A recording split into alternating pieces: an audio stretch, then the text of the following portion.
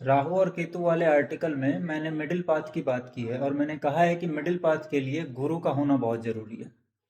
तो मुझे बहुत सारे लोगों ने पूछा कि सर जब आप गुरु की बात करते हैं तो क्या जुपिटर की बात कर रहे हैं। उन लोगों को मैं यहाँ पर ये सजेशन देना चाहता हूँ कि जब मैं जुपिटर की बात कर रहा हूँ तो भी मैं गुरु की बात कर रहा हूँ, और जब मैं गुरु की बात कर रहा हूँ तो भी मैं गाइड यानी कि मार्गदर्शक की बात कर रहा हूँ।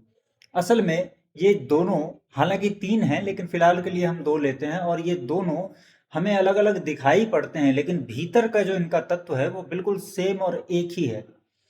जब राहु के बाद जुपिटर की दशा आती है तो वही घटना घटने लगती है जो आपके जीवन में गुरु के आने से घटती है, मतलब कि जिंदा गुरु के, लिविंग गुरु के आने से घटने लगती है।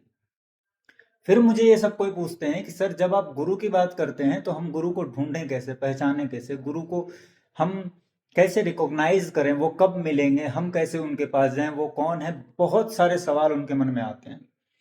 फिर मैं उनको ये जवाब देता हूँ कि वो कौन है ढूंढने से ज्यादा अच्छा ये होगा कि आप वो ढूंढिए कि वो एनर्जी जो आपको पिछले जन्मों में गाइड कर रही थी, वो एनर्जी अभी कहाँ अवेलेबल है।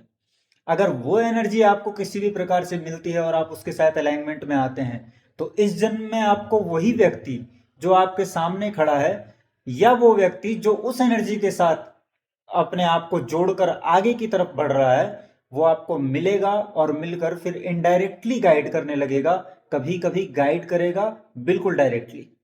अब इसको थोड़ा सा और अच्छे तरीके से अगर आप समझें तो क्वेश्चन ये आता है कि हमें कैसे पता चलेगा कि यही व्यक्ति वो व्यक्ति है जिसके गाइडेंस में हमें आगे चलना है।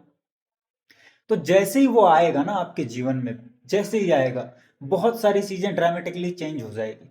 आपको ऐसा लगेगा कि वो चीजें घट रही है जो पहले कभी नहीं घटी। आपके भीतर आंतरिक, मतलब मन के अंतर के स्थलों में और बाहर के जो जगत हैं उन सारे जगत के अलग अलग लेयर्स में अलग अलग चीजें घटने लगेंगी।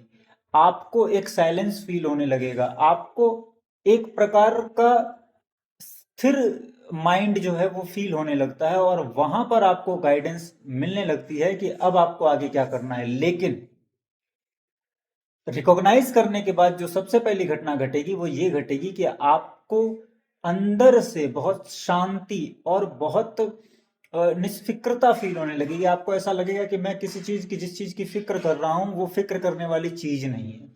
तो अगर ये घटना घटती है तो इसका मतलब कि ये वही व्यक्ति है जो आपको पिछले जन्म में गाइड कर रहा था, ये वही एनर्जी है जो आपको पिछले जन्म में गाइड कर रही थी। और अगर ये मिल जाती है तो आपके लिए बहुत ही अच्छी बात है, बहुत ही अच्छा होगा आपके इस जीवन के लिए, क्योंकि आप कंटिन्यूटी में चले जाएंगे।